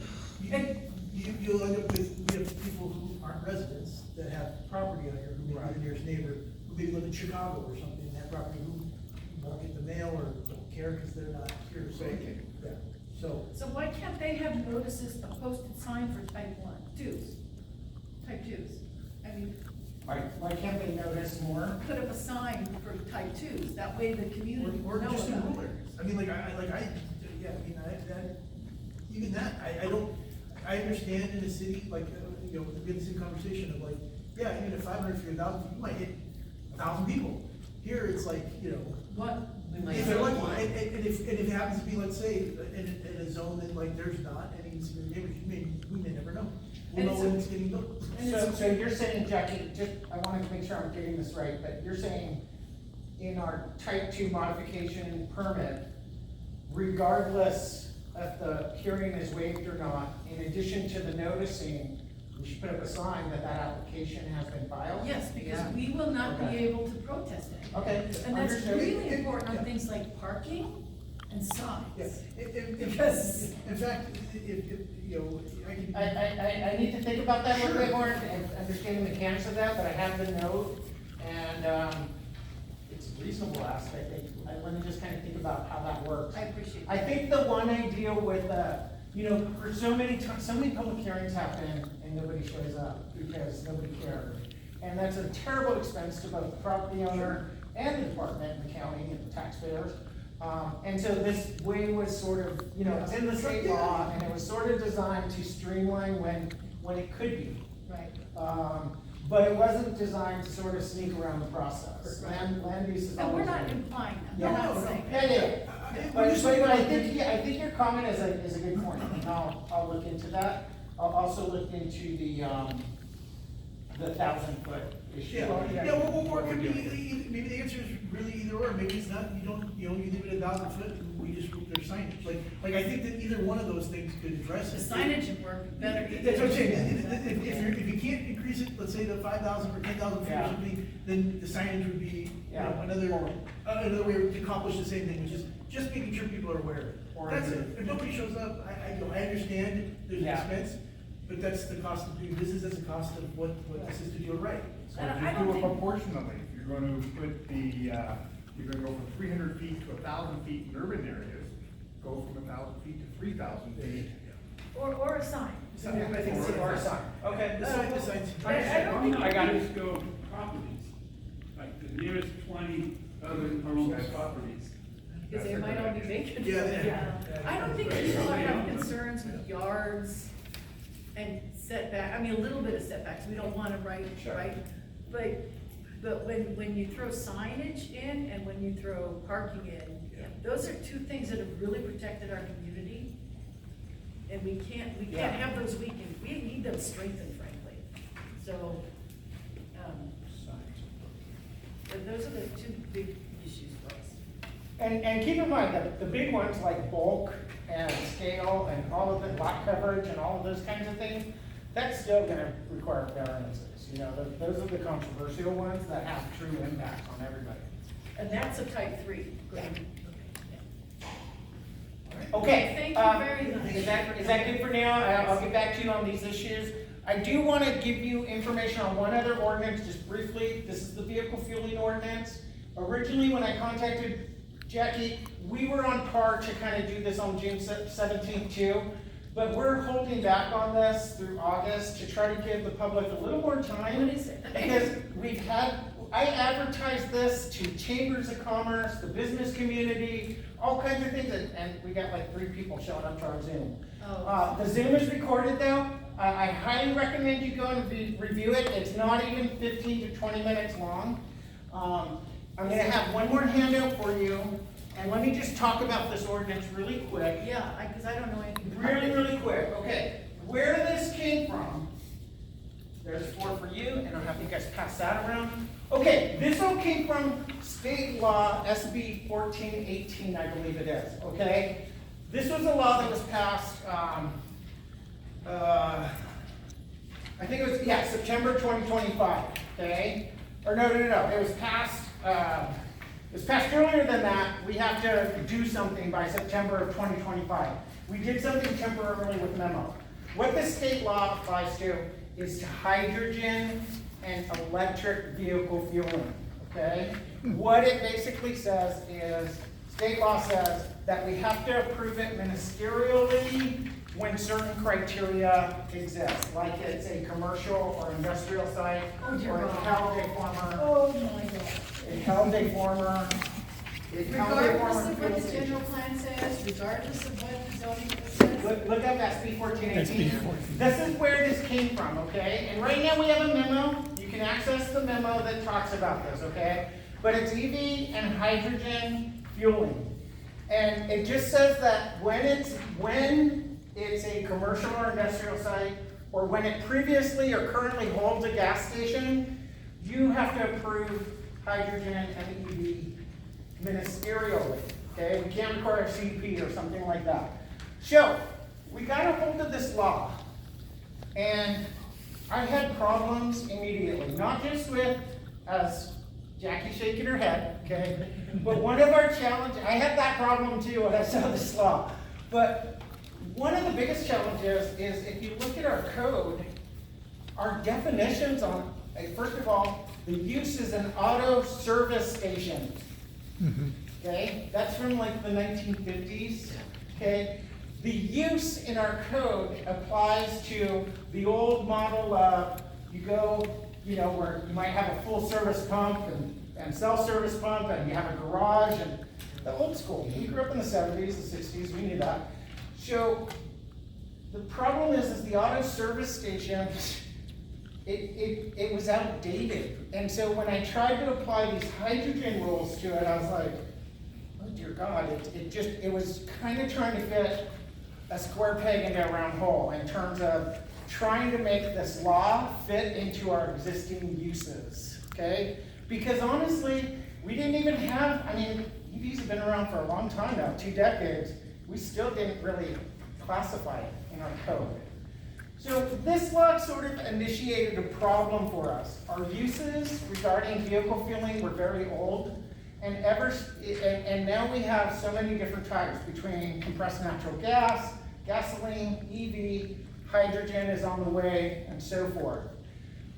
So that's what this ordinance is. I have a presentation online, it's recorded, you can review it for 20 minutes, but essentially it requires the county to adopt this ordinance and expedite this by September 30th. We've done that in a memo. It requires administrative approval of EV charging stations. It requires administrative approval of hydrogen fueling stations when the site is zoned industrial or commercial, or the site was previously developed by a service station. It limits administrative appeals to the Planning Commission, that's state law, and it also limits the standards and conditions to those that mitigate specific adverse impacts upon public health and safety, such as the conditions must be kept the lowest as possible, meaning we can't saddle a property owner with a bunch of development standards to try to get them not to develop. We can apply all kinds of things to the restroom, the lounge, the other Okay, uses. that's where I was gonna go. Let's talk about that for just a minute. Yeah, well, but, okay. Okay, I haven't read this 1418, but does it just pertain to fueling, like the EV charging and hydrogen fueling? Or does it say you have to allow the fast food restaurant and the bathrooms and the convenience store that goes with these things as a ministerial, not? It's only it only applies to the fueling station itself, okay? Now, so if they want a cafe, or they want a restrooms and all of the kinds of things, okay? It has to be allowed by the zone, okay? A convenience store, okay? A convenience store and a Starbucks. That's what you usually see, okay? We can't apply a lot of development standards to the EV stations themselves. But to that convenience store and that Starbucks, everything in the code applies. Okay, let me explain why, if you don't give me 2 minutes. I know this isn't on the agenda, but we're not making a decision on it anyway. In our community, in this most sensitive, sensitive intersection, right? Crown Valley Road and Sierra Highway. The AP area plans basically says, you know, traffic signals are discouraged, as are the commercial developments that would require the installation or warrant traffic signals, right? So you can't prohibit a gas station, but, and the zoning code says for rural commercial, if the use would trigger a signal warrant analysis, then a CUP is required, it cannot be ministerial. What I'm understanding you saying is you can't, the CUP can't be required for the EV charge and the hydrogen, but anything else that goes with it, Yes. that would still be, the CUP would attach. Has to apply to the code in that zone, Discretionary. in that plan. And the aviary one, Yes. okay, okay. Good. So that's a comment, by the way, if you Yeah. want to take that as a comment on this ordinance. that- So I'm not gonna go into this, you have the story here, but essentially, our uses were really ancient. The auto service station didn't work anymore because the definition sort of implied that there was always a garage there. Now you're more likely to see auto service stations with a convenience store than a garage. So, what we're doing here in terms of the ordinance, the overview's here in bullet points, okay? We're adding definitions for light vehicle maintenance to make that sort of understood what that is. We're adding a vehicle fueling station rather than auto service station, okay? It's vehicle service station, and of those, there's the 3 or 4 types, gas, EV, CNG, and so forth. We also have a definition for an EV fleet charging facility. Those tend to be 24-hour operations, light vehicle maintenance. We're talking Caltrans, electric vehicles, those kinds of things. You also see a lot of them down at the Port of LA as they transition to electric semi-trucks, heavy-duty trucks. So there's a definition in there for that. We see that in a lot of the Alameda corridor. And then electric vehicle fueling station. Gasoline, vehicle fueling station, hydrogen. The last point on travel centers, this was just updated last week. Please scratch that. Okay, because we scratched the fact that we're going to add a definition to travel centers. And this was only because we wanted to define truck stops because we know they exist. They existed for a long, long time. And they're mapped, they're actually mapped. But we don't have a definition for it. And what I wanted to do was, because the scale of truck stops and the 24-hour operations and the impacts of those big places, I wanted to sort of delineate that as different from everything else that goes on there at a gas station. But ultimately, I was told to push back, or I was pushed back on that. Because basically, when you define a travel center, it's basically everything that happens at a gas station with these appurtenant uses and all of that kind of stuff. So basically, we're scratching the definition on travel centers for now. And I was told we might pick that up on another type of project for, say, the Castaic CSD or something like that, but it's not my project. So just keep that in mind. Does 1418 require ministerial approval of fleet fueling stations? Or, The EV, so you've got this definition, you have an electric fleet charging facility. no, So that does that's a not, different use and a different scale. That's why we wanted the thing there. but 1418 doesn't require that to be ministerially approved. No. So you're really defining vehicle fueling station, and then you say that includes the following, Yeah, we're trying to modernize auto fueling or vehicle fueling because it was stuck in 1950 and the code doesn't exist today. I mean, look at the definition for auto service station and it's kind of bonkers when you think about it. But no, Jackie, the fleet, it's just adding the definition. We are not subscribed by state law to approve that ministerially. And Most of them require CUP, honestly. And, no, not here, they're approved ministerially, but this is really important. You will be requiring a CUP for gasoline fueling stations. Yeah. We have been asking for that Yeah. for years, so. I actually was thinking I was gonna get all kinds of pushback on that. That's the Oh, one not thing from us. that's new, okay? New gas stations are gonna require a CUP, okay? And I know I'm gonna get some pushback from the chambers of commerce and some other small business stuff. Not from us. But the county's of the position that, first of all, these are highly impactful uses with toxic hazardous substances that, you know, any number of things can happen. But also walkability, livability, more pedestrian type neighborhood. All of that should be controlled more, and you can only do that with the CUP. Now keep in mind. And equestrian. Yeah, keep in mind, it was only about 7 or 8 years ago that there were certain cities that were eliminating new gas stations. I think Santa Rosa and some others up north did it, and then there's usually some copycat things going on. I think that's a leap too far in a place like Los Angeles, you know, to require 0 gas station. But essentially, that's the new part. We're gonna require a CUP for new gas stations here, okay? I think that's it. You see our CEQA determinations here. We're gonna hold off on this till August 5th is our target date now. Write that down. August 5th is now our target date for our public hearing with the commission. Jackie, in addition to any feedback you all, and to everybody in the room, in addition to feedback that you might have on the modifications ordinance, we really appreciate feedback on this, because I haven't heard anything. I keep trying, but you know, somebody else has said, you know, it's kind of a nothing burger. We already do all of this. So anyways, It's a big it's deal just to different us, so I'm perspectives. glad you told us, because this is not on the radar. Okay. You guys are doing a lot of ordinances right now, so we're just slammed. I know, there's a lot of, they work us. And us, Yeah. get the community. Strapped in and holding on, you know?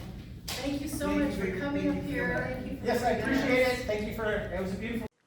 Is called Pass the Hat. Oh, wow. And it's my hat, so don't keep it away. I wear this on the 4th of July. A good man that lived in our community for many years was Ray Billett. And Ray was on our town council. Love that boy. And Plum Ranch, I'm sure all of you know where that is. Ray would pass his hat every meeting because we do have expenses and we're all volunteers, we don't get paid. And so I'm gonna pass the hat. Can you put in $1 or 50 cents or whatever? Our post office box alone is $400 for the year. We have taxes that we pay to the state, not a lot, and Kelly's not here tonight to report on that, but I know we've got a check that we're gonna be writing here soon. I am the treasurer of the town council and I love my job. If we want to buy the stickers, Right here. right here, okay, I'm gonna come see you. 'Cause I'll be right here just waiting to sell those stickers. I need to, Okay. thank you. Who wants to start my hat? I love you. And the other thing that I've got tonight is Ray Billick had this gavel when he was on the town council. And he used it when it needed to be used. Sometimes we needed it. Anyway, he gave it to Tom Costin, who was the president at that time. And I recently spoke to Tom and he reminded me that he had this gavel that he would like me to present to Jeremiah. So I got to use it. And I'd like to read this brief note. Dear Acton Town Council, the gavel was handed down to me by Ray Billett. It causes great emotion and significance. Jeremiah, you are the custodian. I trust you to know what to do. Tom. And I should have had him do this official presentation. We all miss it. I love you guys. I love you. Thank you very much. Thank you, everybody. Yes. Other announcements? Okay, I have very few announcements, I didn't get through everything, today was a busy day. Edison, Southern California Edison is hosting, excuse me, Southern California Edison is hosting wildfire safety community meetings on May 19th and May 21. It is not clear what the meeting is actually about, although then they're calling it a wildfire safety community meeting. Although every time they cut power in our community, it's actually unsafe, because our wells don't work. But registration is required. They say that they are sending invitations to all of their customers in high fire hazard areas. Don't know how that's happening, either via the mail or email or text. There's one on the 19th and one on the 21st. So we have asked them for a flyer so that we can post it on our website. A new employee for Edison is somebody who worked with before Chris Perry, who used to be in Supervisor Barber's office. So I reached out to him directly. That notice came in today, and I emailed him. Also, May 20 is the Regional Planning Commission hearing on the cannabis ordinance. And as you know, we submitted extensive comments. In particular, we were very concerned that there were no standards imposed that require odor controls for manufacturing and grow operations, because the EIR said, well, the AQMD will handle it. But when you actually look at the AQMD regulations, they do not require odor control. And they handle it through something called an odor a nuisance, which takes anywhere from a year to 4 years to resolve. So we pointed out, if you don't put in odor requirements, there will be odor impacts, and that is significant, and therefore, your EIR is faulty and flawed. So I want everybody to know the meeting is May 20th, so we might need to send, I don't know, we need to make a motion, but send somebody from the town council to represent it. I cannot go because I will probably be representing a different organization, but if somebody can either Zoom in and make a comment or go to the hearing, I'll probably go to the hearing, they're willing to come with me. Then also, June 17th is the Planning Commission hearing on the modification ordinance. I didn't know it was actually scheduled for hearing until this morning, and I about fell out of my chair. But we have somebody from regional planning to discuss that. So that's it that I had time to get to. Real quick on the Edison, is that online or an in-person? It's all online. And so but you are required to register. I was like, why would you send us an announcement and then in the email it was a link? But I'm like, well, I can't get this out to people. I'm not, that's stupid. So they need to send us something that you can like click on or whatever. All right. With that, Jim, you're up. All right. So not too much for me to share out today, but a few programs upcoming. We're having a program, Knitting for Teens. So teens can sign up, come in, and start getting some introductory lessons on learning to knit. Spaces are limited. If you have someone who wants to come to that, they do need to register for it. I've got 2 of those coming up. The first one is going to be Tuesday, May 19th at 3:30. And the next one will be Thursday, May 21st at 3:30. So if anyone's interested in getting a teen in there for that, have them register and come on by. Another thing we've got going on, I mentioned last month we're part of this One Book, One Coast program. Everybody is reading, encouraged to read the book, They Call Us Enemy by George Takei. So we still have copies of that floating around. The downloadable audio ebooks are available through Libby, no wait list on any of those. And then also for that, we are hosting here a screening of the movie, the film Allegiance.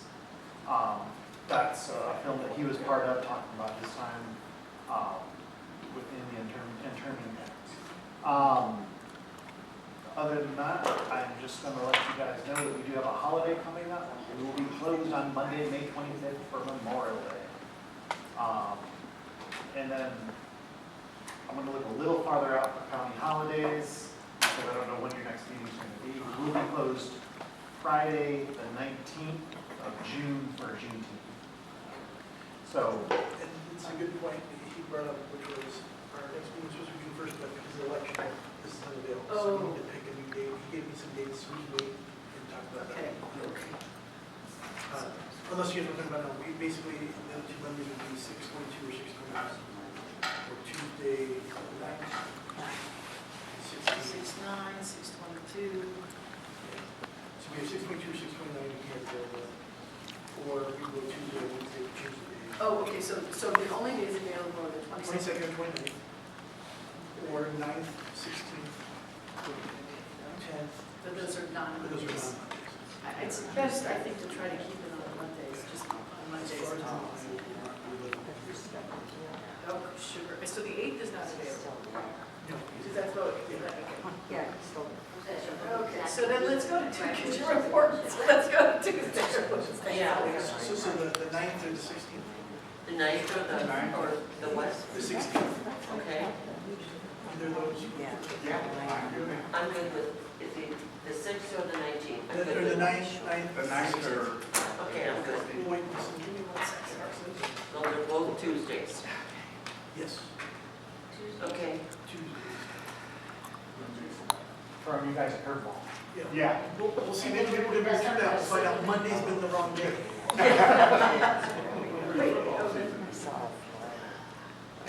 There you go. That's a good idea. So I'm good, so Yeah, ATC listen. meeting? 6:30. So everybody, the next town council meeting is on Monday, Tuesday the 9th. Okay, June 9th. Tuesdays. Got it.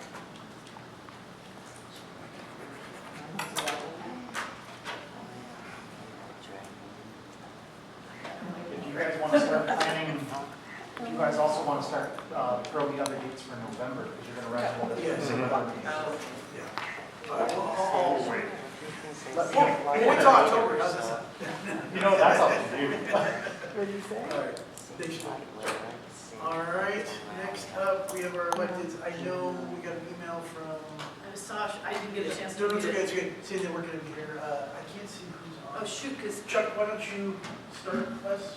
And I'll see who else is. I can't say that two have a particular thing to say. I will get in touch with CHP captain about the off-road motorcyclists, and if I can ask about what time and are there particular days and what stretch of Crown Valley that they're on, the motorcyclists? He left. that gentleman left, but I've seen them there between 3:30 and 4:30. I would say, On Crown Valley Road. And what? I would say Well- 4 to 5 or 5:30. So like get out of school and before mom and dad get home. Yeah, in the whole length of Crown Valley from Soledad all the way up to To the freeway, Bandale. so north of the freeway. No, No. no, Vandale is just south. Down by Soledad, down Yeah, by Ace Hardware, yeah, yeah. all the way up to Bandale, which is North Oh, Crown it's Valley. up. Yeah, it's 1 block down from Antelope Woods. Vandale is. Vandale, 1 block down, okay. One large, So, well, but it's a there's- Visto so and then there- Vandale. So Okay, which all right. Vandale are you And talking I'll about? tell the CHP captain, because he's been keeping track of how many tickets they issue and act, and he's been making visits to the town councils. I'm surprised he wasn't here, but let me tell him about him. And CHP can chase motorcycles, at least for the moment, they're less restrictive rules on chasing motorcycles and minibikes than the. you know, Jonathan, these kids are doing wheelies on their bikes Yeah. down in Crown Valley. They're coming in and out of traffic. I saw them one day when I was going to the bank around 4 o'clock. And it was really dangerous, and people didn't know what to do. And they're driving the cars. It's like, I don't want to hit a kid. Well, it becomes, instead of an infraction, it becomes a misdemeanor because it's a reckless driving. And Mark meant the other Vandale at the top of. Okay, I'm sorry. Oh, so you know what, I apologize, it's beyond the freeway. Oh, so It's up to it's where. pretty much all Crown Valley Yeah. from Soledad. I'm sorry, yes. Okay, I'm gonna try to tell them that. I'm sorry, or maybe I got. Oh, I had not thought of the trees, planting trees on Crown Valley. no, not Crown, the other one. I don't know which road, because we put up concrete barricades, K-rails in other places to keep the vendors out. But I will ask about. And that would also keep the kids safe from the street when they walk. I Yeah. like the K-rail, I Yeah, oh, we love that. Well, so idea. the problem, so we did that on a part of Pearl Highway that's our jurisdiction, because there was lots of vendors along there, their customers were, backing out on the Pearl Highway, and cars are traveling 60 or 70 miles an hour, so we were able to do that. The problem with Inland Woods Road, though, is that's where the parents are stopping, that's part of what's complicating there about. Well, but if you But put let me- the K-rails inside, it's really wide right there, asphalt wise, so the parents, for drop off, stay on the asphalt. The only time they would park there is like when there's a school event. Well, let me ask about both those, okay. And what's really frustrating about these motorcyclists is we had to work really hard to get the speed limit dropped to 40 miles an hour, if you remember, and we get that stop sign there at just, you know, the park. So it's kind of like defeats all of these safety measures that's taken a lot of people many, many years to get in place, so. Yeah, we had trouble with kids on mini bikes riding through Lane Park in Quartz Hill a couple of years back. They lived around the corner, Yeah. and they'd ride their mini bikes over there at night and tear stuff up. Yeah.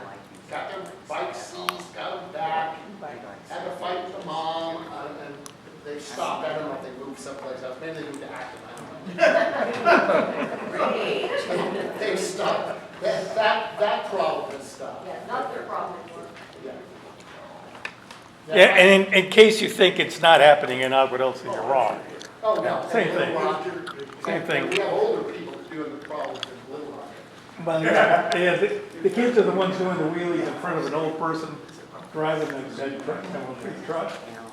And I told Detective, Deputy Oscar, I said, man, it better not be me. I might make a mistake. It's terrible.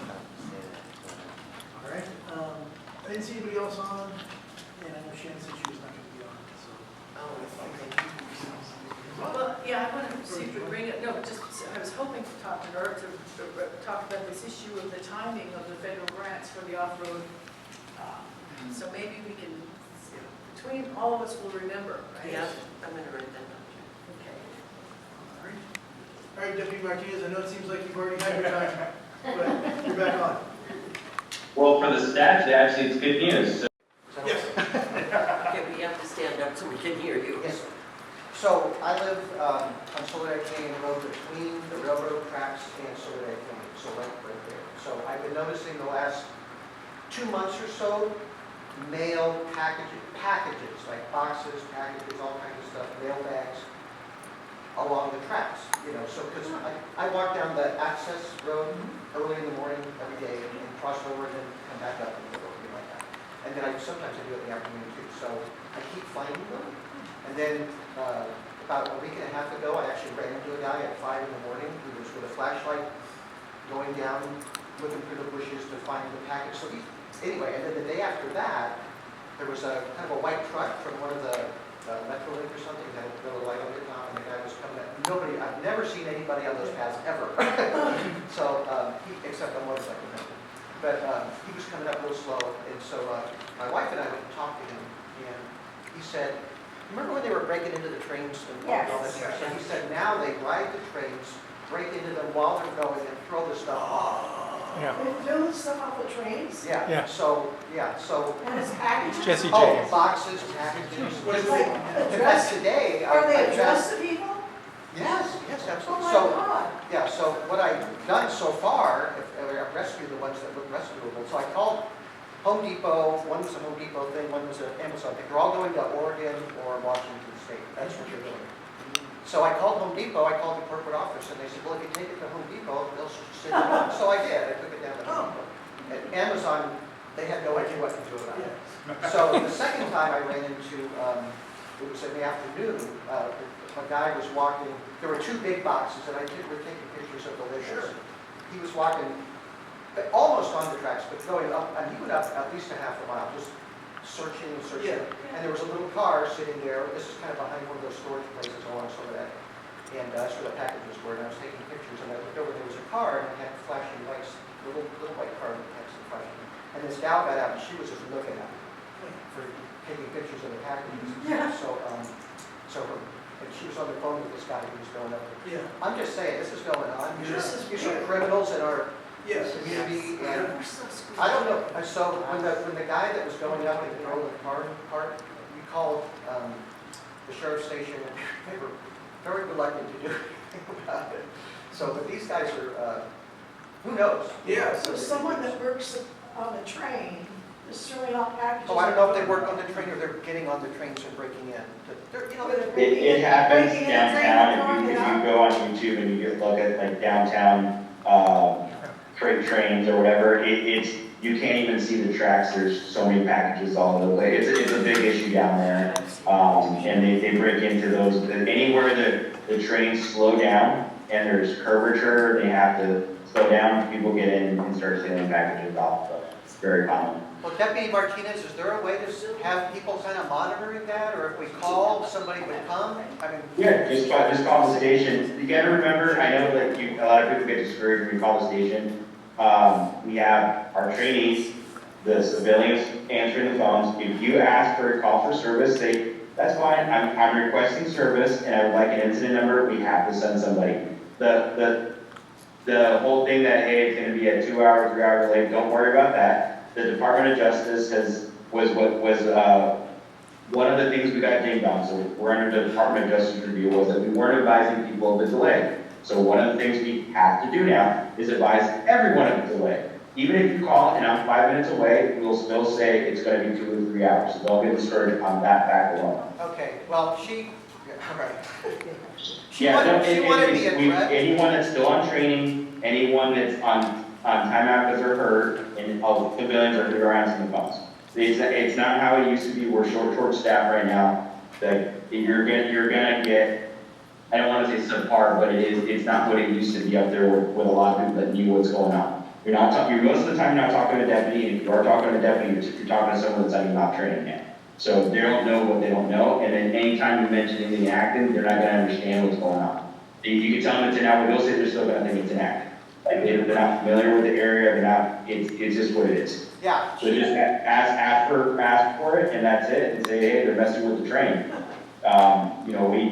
We take it seriously because the train is a critical site, and it's a target for like terrorists and stuff, so we do take all the Metrolink stuff or anyone tampering with the train very seriously.